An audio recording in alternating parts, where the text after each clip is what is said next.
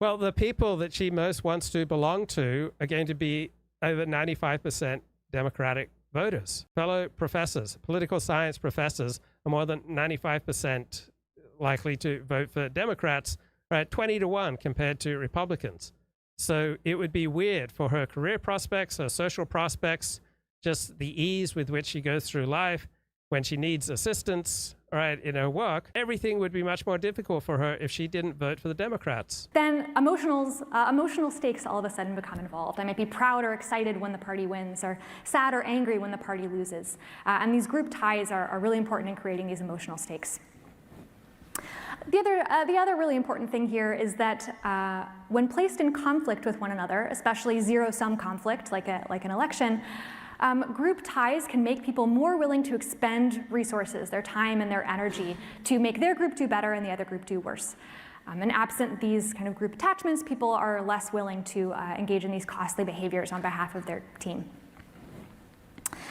So the other set of things groups can do have to do with the brain, and to my view, these are even more important. Groups can really help people understand political conflict and make education. Right, so we don't do our most important thinking just in our brain alone, right? What happens in our brain is that we're thinking about our most important relationships, and that's what gives us the energy and the power and the drive to use our brains most effectively. And our brain operates very differently when we're standing up as opposed to sitting down, when we're walking as opposed to lying down, when we're running as opposed to walking, when we're outside as opposed to inside.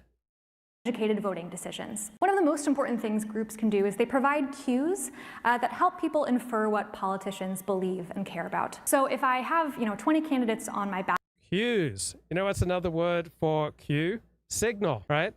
We live by cues. We live by signals, animal signals. We signal. To signal virtue is virtuous, right? Do you want to be signaling the opposite of virtue? You want to be signaling that you're a horrible person? That's absurd. So this conservative contempt for virtue signaling is insane, right? We are constantly operating on the basis of cues, right? If you're at all effective with other people, you're reacting to cues. Right, if you talk for more than 5 seconds to someone without checking in to see how they're dealing with what you're saying, right, you're not operating effectively. You're looking for cues. You're looking for signals. Right? There's no way to live except via cues and via signals. And if you want to have success in life, you need to be signaling that you're a good person, that you're a virtuous person, that you're aligned with the hero system of the people who are most important to you. And you will signal that by how you dress, and how you speak, and how you conduct yourself. Ballot, I might go to the website of each of those candidates and look at all of their different policy positions. And that would take a very long time and is not really necessarily a good use of my resources. Because if I have in front of me a race where one candidate is a Democrat and the other is a Republican, I can infer with 99% accuracy their opinions on almost all the issues they're going to legislate on in a national political contest. So it's a huge time-saving. So Chris Williamson, the podcaster, had an interesting perspective. He says, if I can deduce all of your political opinions from just one opinion, such as your stand on capital punishment, you're not a very complicated thinker. And that's true. Most people aren't very complicated thinkers, and most pundits are primarily serving an audience, serving up opinions that an audience wants to hear. And so they tend to be highly predictable. Heuristic to be able to use party identification or party membership. Right, we operate on heuristics, all right? Heuristics are good enough cues for making better than average decisions.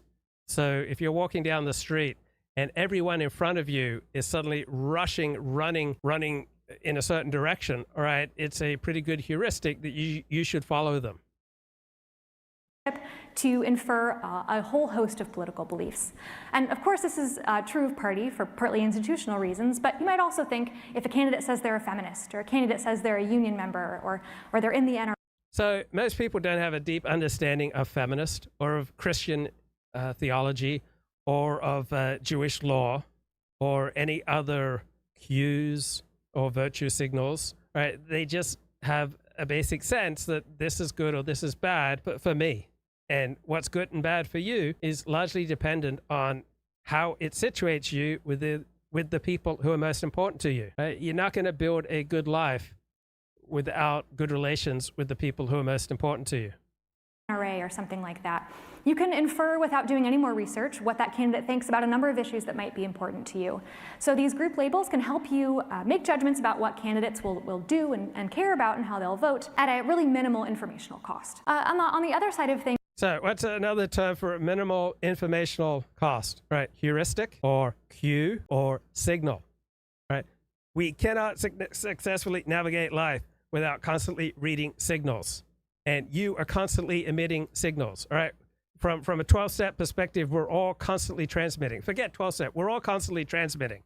We're all constantly sending signals. I'm sending signals by the way I dress, the way I speak, the topics that I choose, the sources that I cite, right? Because there are people who I most want to connect with, all right? The profession that dominates my friends who are most important to me is philosopher. So I most want to fit in with philosophers. And so that acts as an attraction that leads me in certain directions so that I'm sending cues and signals in that direction that philosophy is important to me.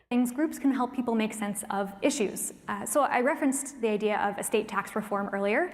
If there were an estate tax reform proposal in Congress and someone wanted to learn whether to support or oppose that policy, they could find the bill text, or they could find a summary that someone wrote of the bill text, and they could figure out exactly what it was going to mean for people in their level of wealth. But that, again, is a lot of effort that a lot of people are not willing to exert.